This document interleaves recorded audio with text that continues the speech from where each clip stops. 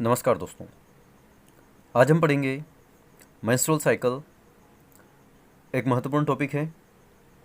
इसको हिंदी में मासिक चक्र, रजोधर्म चक्र, आतर्व चक्र या ऋतुस्राव चक्र के नाम से जाना जाता है। प्रजनन की दृष्टि से एक महत्वपूर्ण चक्र होता है। इसी चक्र के माध्यम से प्राइमेट मादाओं में, याद रखना, प्राइमेट मादाओं में मादा युग्मक, ठीक, मादा युग्मक का निर्माण होता है। ये जो चक्र होता है किन किन में होता है? तो ये जो चक्र होता है प्राइमेट मादाओं में, जैसे कि ह्यूमन यानी मानव, मंकीस और एपीस में होता है, ठीक है, बंदर और जो कपी होते हैं बगैर पूंछ वाले बंदर, उन सभी में ये चक्र होता है। ह्यूमन की यदि बात करें तो इनमें ये जो चक्र होता है 28 डेज का होता है। हाउ मेनी डेज का? 28 डेज का चक्र होता है ह्यूमन में। अब पहली बार कब प्रारंभ होता है और इसको क्या कहते हैं? जब पहली बार ये चक्र प्रारंभ होता है तो उस चीज़ को मीनार्क या रजोदर्शन कहते हैं। कब होगा ये बचपन से प्रारंभ नहीं होगा। जब मादा 12 से 13 वर्ष की आयु में पहुंच जाती है, यानी कि वो पुबर्टी हिट करती है, उस टाइम पे ये जो चक्र होता है प्रारंभ होता है। क्या ये जीवन पर्यंत चलता रहता है या बीच में कहीं पे स्टॉप हो जाता है? यस, ये जीवन पर्यंत चलने वाली क्रिया नहीं होती है। चक्र जीवन पर्यंत नहीं चलता है, पूरी उम्र भर नहीं होता है। ये जो चक्र होता है जब स्टार्ट होता है 12-13 वर्ष की आयु में, तो वहाँ से लेकर के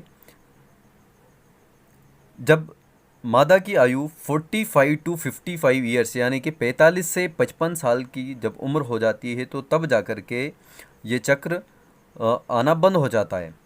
उस चीज़ को कहते हैं मेनोपॉज या रजोनिवृत्ति, ठीक।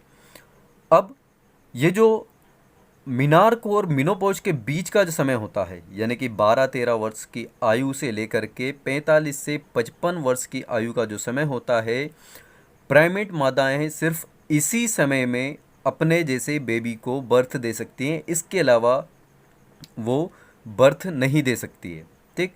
यदि जो मेंस्ट्रुअल साइकिल है ये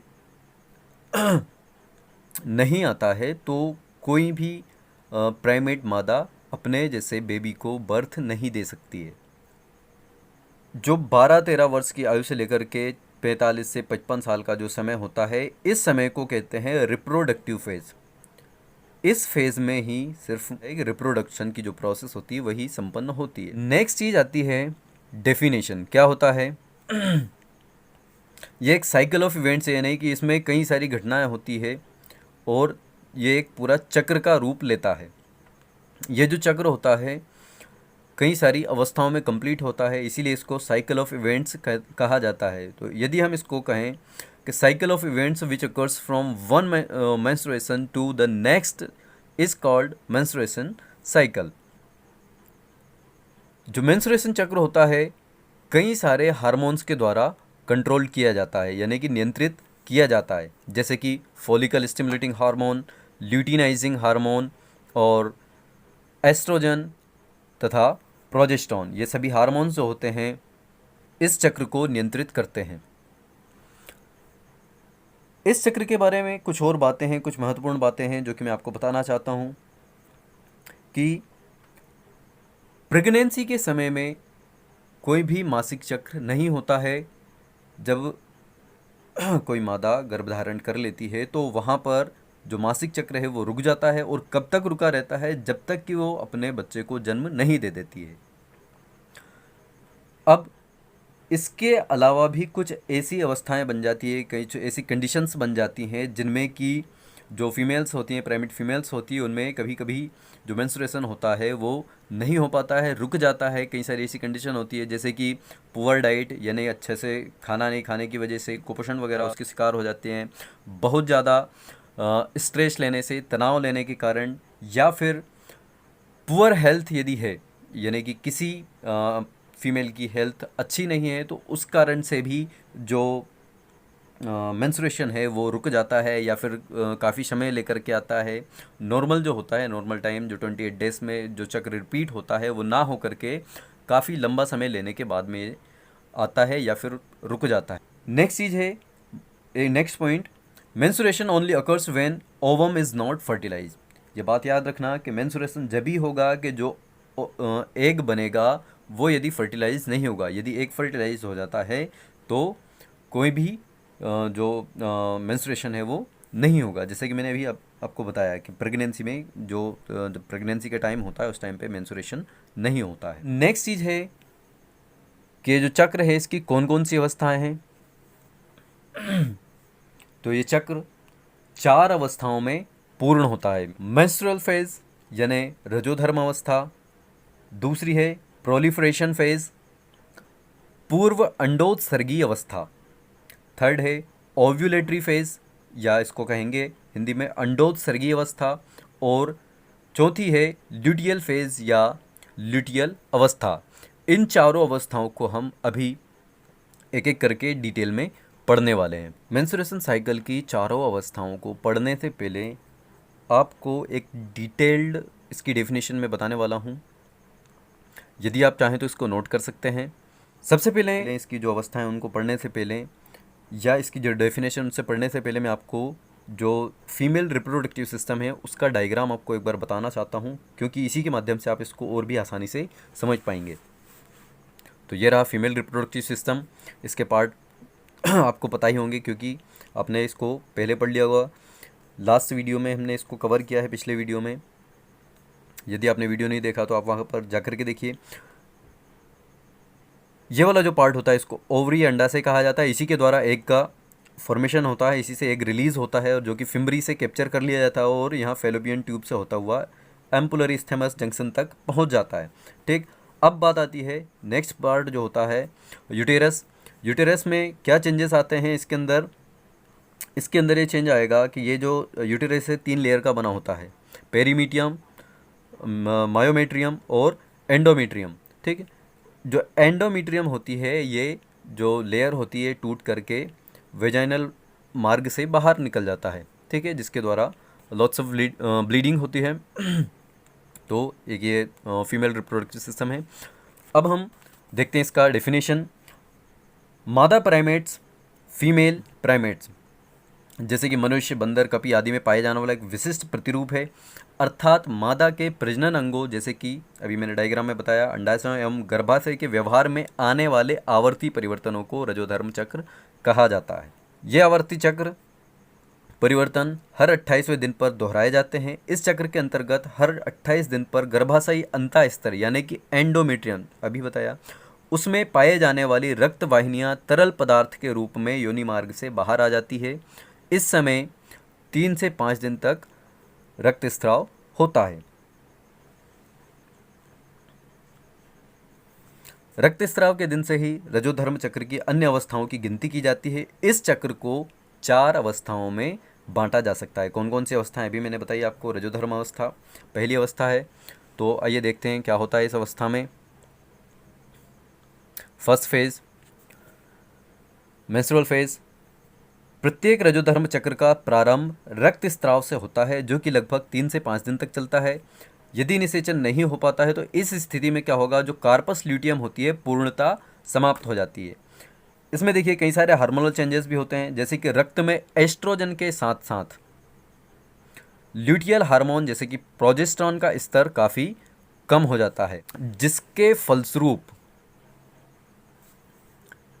गर्भाशयी अंतःस्तर और उसकी रक्त वाहिकाएं टूटकर योनि मार्ग से बाहर आ जाती है और जिसके फलस्वरूप ब्लीडिंग होती है। नेक्स्ट पॉइंट, जिसकी नेक्स्ट फेज है पूर्व अंडोत्सर्गी अवस्था, यह इसको कहते हैं प्रोलिफरेशन फेज। यह अवस्था रक्तस्राव बंद होने के बाद में प्रारंभ होती है। यह अवस्था चक्र के 6 से 13वें दिन तक रहती है। इसमें निम्न घटनाएं होती है। कौन कौन सी घटनाएं हैं, जो फॉलिकुलर स्टिमुलेटिंग हार्मोन है FSH है, उसकी मात्रा में क्रमिक वृद्धि होगी, जिससे पुटिका में वृद्धि प्रारंभ हो जाएगी। जो फॉलिकल्स होंगी उनमें वृद्धि प्रारंभ हो जाएगी। कई सारी फॉलिकल्स होती हैं और उन फॉलिकल में से कुछ 10-12 फॉलिकल जो हैं पुटिकाएँ वृद्धि करना प्रारंभ कर देती है। किसके कारण से, फॉलिकल स्टिमुलेटिंग हार्मोन के कारण से। ठीक है, जो कि क्या करेंगे, आगे जा कर के एग का फॉर्मेशन करेंगे। फिर नेक्स्ट पॉइंट है एस्ट्रोजन स्तर में क्रमिक वृद्धि तथा इन्हिबिन का स्त्रावण। फिर यहाँ पर एस्ट्रोजन हार्मोन का स्त्रावण होगा बाद में, और उसके बाद में इन्हिबिन का भी स्त्रावण होगा, जो कि अब आगे जाकर के क्या करेगा, जो फोलिकल स्टिमुलेटिंग हार्मोन था उसको जाकर के कम करेगा। ठीक, क्योंकि जो पुटिका है यदि एक ही साथ में बन जाएगी तो आगे जाकर के ये जो प्रोसेस है बाधित होगी। ठीक है, काफ़ी समय तक चलने वाली प्रोसेस होती है, इस वजह से यहाँ पे कुछ ही जो पुटिकाएँ होती हैं उनमें वृद्धि होती है और उसके बाद में इस प्रोसेस को रोक दिया जाता है। किसके द्वारा? वापस से इन्हिबिन के द्वारा। फिर नेक्स्ट पॉइंट है फोलिकल स्टिमुलेटिंग हार्मोन का स्त्रावण कम होता है, जिससे अन्य पुटिकाओं में वृद्धि प्रारंभ नहीं होती है। फिर इसके बाद में ल्यूटिनाइजिंग हार्मोन या LH तथा प्रोजेस्टेरॉन का जो स्तर होगा कम हो जाता है। फिर फोलिकल्स का जो प्रसार होता है यानी वृद्धि होती है और अंडाणु परिपक्व हो जाता है। ठीक, और गर्भाशयी अंतःस्तर एंडोमीट्रियम का विकास होता है। याद रखना, एंडोमीट्रियम का विकास दो बार होगा, यहाँ पर होगा तो ये पूरी तरह से विकसित नहीं होगा, यहाँ से विकास होना प्रारंभ हो जाता है। तो गर्भाशयी अंतःस्तर जो एंडोमेट्रियम जो होता है उसका विकास होता है। फिर थर्ड स्टेज जो होती है उसमें क्या होगा, ये जानते हैं। जो थर्ड स्टेज है इसको अंडोत्सर्ग अवस्था या ओव्यूलेटरी फेस कहते हैं। यह 14वें दिन से होता है। ठीक, जिसमें ग्राफी पुटक फट जाती है। लास्ट वीडियो में हमने एक सेपरेट वीडियो बनाया है किस तरह से एक का फॉर्मेशन होता है, किस तरह से वो रिलीज होता है। यदि आपने नहीं देखा तो आप देख सकते हैं। यह 14वें दिन से प्रारंभ होता है, जिसमें ग्राफी पुटक फट जाती है तथा अंडाणु बाहर आ जाता है। ये जो प्रोसेस होती है इसको अंडोत्सर्ग कहा जाता है। इसमें निम्न घटनाएं होती है। फिर इसके बाद में नेक्स्ट स्टेप है फोर्थ स्टेप या फोर्थ फेज, इसको ल्यूटियल फेज कहा जाता है। यह अवस्था 15वें दिन से लेकर के 28वें दिन तक रहती है। इसमें जो फोलिकल स्टिमुलेटिंग हार्मोन है उसका स्तर कम हो जाता है पहले, फिर उसके बाद में एस्ट्रोजन निम्न स्तर पर पहुंच जाता है। ठीक, पहले तो FSH का निम्न स्तर होगा, फिर उसके बाद में एस्ट्रोजन निम्न स्तर पर पहुंचेगा, फिर उसके बाद में प्रोजेस्टेरॉन नंबर 3 पे जो प्रोजेस्टेरॉन हार्मोन है उसके स्तर में वृद्धि होगी, और फिर इसके बाद में कार्पस ल्यूटियम का विकास होगा। इसके बाद गर्भाशय से एंडोमेट्रियम का विकास। ठीक है, जैसा कि मैंने अभी आपको बताया था एंडोमेट्रियम का विकास पहले भी हुआ था। यहाँ पर और अधिक रक्त वाहिका युक्त होता है, यानी कि यहाँ पर जो गर्भाशय के एंडोमेट्रियम है उसका और भी विकास हो जाता है। यहाँ पे और भी इसकी जो लेयर है और भी ज़्यादा थिक हो जाती है। नेक्स्ट पॉइंट है, यदि अंडाणु निषेचित नहीं होता है तो कार्पस ल्यूटियम का धीरे धीरे से क्षति हो जाती है, ह्रास हो जाता है तथा प्रोजेस्टेरॉन और अन्य सभी हार्मोन अपने आधारी स्तर पर रह जाते हैं। ठीक, तो ये सारी अवस्थाएं थी, 4 अवस्थाएं, और इन्हीं 4 अवस्थाओं में जो मेंस्ट्रुएशन साइकिल होता है कंप्लीट होता है। ठीक, तो ये थी 4 अवस्थाएं। इसके बाद में कुछ डेफिनेशंस हैं जो कि पूछी जाती हैं, कई बार इनसे 1 नंबर में भी क्वेश्चन बन जाता है, तो याद रखना। पहला है मीनार्क। वैसे तो हम इस चीज़ों को पढ़ चुके हैं, लेकिन यदि आप इसकी डेफिनेशन लिखना चाहें तो यहाँ से लिख सकते हैं। मीनार्क रजोनिवृत्ति, मैं अब यहाँ पे इसको डिटेल एक्सप्लेन नहीं कर रहा हूँ, आप लोग इसको स्क्रीनशॉट ले लेना और इसको नोट डाउन कर लेना। इसी तरह एक और चीज़ है मधचक्र, या इसको स्ट्रेस साइकिल भी कहा जाता है। यह अधिकांश स्तनियों में पाया जाता है। ठीक है, जो कि एक जनन का प्रतिरूप है। इसमें मादाएं वर्ष की सीमित अवधि के दौरान ही नर के लिए ग्राही होती हैं। जैसा कि अभी हमने पढ़ के आए हैं, जो मेंस्ट्रुएशन साइकिल होता है हर महीने होता है, लेकिन जो मधचक्र होता है ये वर्ष की सीमित अवधि में ही होता है, और इसमें कुछ समय के लिए ही जो फीमेल्स होती है वो नर के लिए ग्राही होती है, यानी कि उसी टाइम में ये कंसीव कर पाती हैं, उसके अलावा ये नहीं कर पाती हैं, यानी कि प्रेगनेंसी धारण कर पाती हैं, जिसे मादा का मधकाल या हीटिंग पीरियड कहा जाता है। प्रत्येक मध चक्र के पश्चात में गर्भाशय की दीवार बिना टूट फूट के अपनी वास्तविक अवस्था में आ जाती है। जबकि क्या हो रहा था मेंस्ट्रुएशन साइकिल में कि वहाँ पर जो गर्भाशय की आंतरिक झिल्ली थी, दीवार थी, एंडोमेट्रियम, वो टूट जाती थी, उसके द्वारा फिर ब्लीडिंग होती थी। जबकि यहाँ पर ऐसा नहीं है, ये बिना टूट फूट के अपनी वापस में वास्तविक अवस्था में आ जाती है, और मध चक्र के अंत में कोई रक्तस्राव नहीं होता है। किस में होता है? ये गाय, भैंस आदि इस तरह के जो एनिमल्स होते हैं, इस तरह के जो जीव होते हैं, उनमें ये पाया जाता है। तो ये था मेंस्ट्रुएशन साइकिल और stress cycle. Thanks for watching.